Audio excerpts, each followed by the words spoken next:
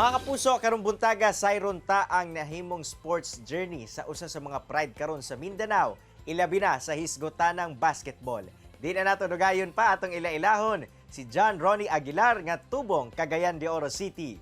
Ron, good morning and welcome sa At Home with GMA Regional TV nga makita sa Tibok Mindanao. Kamusta ka karon? May buntag sir, good morning. Okay naman so far. Nagpasalamat yamon ko sa Ginoo karon kay healthy tanan ang ako ug akong pamilya ug walay na apektuhan sa COVID. Siyempre, unang-una ron, amo sa kang ila-ilahon, labi na ato mga kapuso no, diri sa Mindanao. Kinsa ba si John Ronnie Aguilar? Ako day si John Ronnie Aguilar, 22 years old. Nagpuyo ko karon sa barangay Pagatpat, Cagayan de Oro City ug anak ko ni Ruel ug Tony Aguilar. Kami nga pamilya kay ordinary ra kami nga pamilya ug malipayon kami. Ron, nailhan ka isip usa sa mga players karon sa National Collegiate Athletic Association o NCAA. Apan una nimo nakabot no ang kana nga status, paunsa ka ba nagsugod aning sport nga basketball? Yes sir. Yes sir, Sai. 12 years old ko nagsugod og basketball katong namalhin ni from Barangay Lapasan to Barangay Pagatpat sa Cagayan de Oro City. O gihanggat ra ko sa akong mga igagaw kanang dula-dula lang gud antud sa nahilig ko og mao tong ako nang gikarir. Alang kanimo ron, unsa ba ang anaa sa sport nga basketball nga nahilig man gyud ka niini og karon mao gyud ang usa sa mga ginatutukan nimo? Taon na kay bata pa man ta, siyempre ang basketball gyud para sa ko ay lingaw-lingaw lang. Pasingot lang ba kay tambok kay ko sa una. So antod karon nga pagkadako na ko nga na-realize na ko nga daw kay siya impact sa ko usa pod ani nga makaila-ila kog mga bagong nga mga amigo na makatabang puhon sa ko og ang isa ka reason ani kay kanang pag-eskwela na ko og libre nga wala na ako ihatag nga problema sa akong ginikanan kay na ako scholarship o napagiging makuha nga mga allowances. Siyempre ron, gikan sa mga basketball court sa probinsya sa Bukidnon kung asa ka nagdula kaniadto, karon kadula ka na sa usa sa mga dagkong universidad sa atong nasod. Please share to us ron unsa ba ang storya kung giunsa nimo pagsulod sa JRU. Mugay tayo mangingon sir nga gikan ko sa mga court lang dire antod nga nakadula ko sa mga big leagues na daw kay siya nga opportunity para sa kuha. Tapos nagsugod ko ay pamaagi na ako nga nakasulod ko sa JRU is nagpa-try out ang JRU diri sa Cagayan de Oro.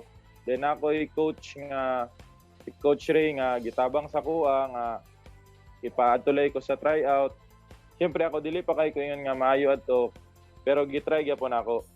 Antod sa nakuha ko, ilarga kog Manila na nagpursige ko dito para ma-appeal sa lineup.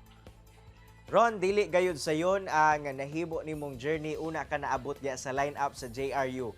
Unsa ba ang mga struggles nimo sa kinabuhi? Labi na nga estudyante sab ka at the same time atleta. Isip ako sa ka student athlete gina-handle na ko or gina-manage na ko ang akong kaugalingon sama sa pag manage sa oras, sa imong physical, sa imong mental kay as a student athlete lisod jud kayo bay kanang musulod ka sa klase na hago imong lawas unya dili ka kayo ka paminaw sa mga maestra pero dapat lang yun nga imo siyang i-overcome kay mo man na ang imong gisudlan nga mo man ang gisudlan nga trabaho ang pag imong student athlete para makatabang sa imong pamilya. Og usa pod niadto akong problema pod sa una is homesick kanang mingaon ka sa imong pamilya. Kay layo kayo kay first time na ko nga malayo sa akong pamilya gyud nga ingadto kalayo from Cagayan to Manila. Ron, giyon sa pod ba nimo pagmintinar no ang kining himsog nga panglawas? Unsa ba ang mga routine o exercises nga imong ginahimo aron masiguro nga healthy gayud ka? Ang akong gina-take, wala mo ko gina-take nga lain nga vitamins bukod lang sa pag-exercise kada adlaw kung nakoy time og permi ko mag-intake og kanang mga foods nga naay protein para mas mo solid imong lawas og Ang oras sa pagtulog is around 8 hours a day siguro ko kakatulog. So around 9 to 10 p.m. is tulog na ko. Alright Ron, knowing nga basketball country gayud ato ang nasod o siyempre usa na ka sa mga maingon nato nga successful sa maong larangan. Ano na kabay matambag ngadto sa itong mga kapusong Mindanawan nga buot sab nga mahimong usa ka basketball player sama nimo? Ang gusto lang nako iingon sa inyo nga mga mahilig og basketball or sama sa ako nga gusto gyud mo makadula og mga professional leagues or mga collegiate leagues sa Manila. Ampo lang yun ta. First of all, ampo. Tapos, kung naay opportunities, bisag gamay lang ng opportunities or dako, i-grab yun na nato. O dili ta magpasagad nga pag nanatay opportunities, mudagko na tong ulo, kalimtan na nato ang mga nitabang sa tuwa sa pag-abutan na. Unya, extra work yun sa isip sa basketball player. Kung gusto gyud mo mag-improve, gusto gyud mo pursue gyud, mag-extra work lang gyud ta. Extra work for me. Balag ikaw Raisa, extra work lang yun. Truly an inspiring story and lipay mi sa imong mga nakabot sa imong kinabuhi, John Ronnie. Panginaot namo ang imong kalampusan. Daghang kayong salamat sa imong oras nga gihatag dinhi sa At Home with GMA Regional TV. Amping kanunay.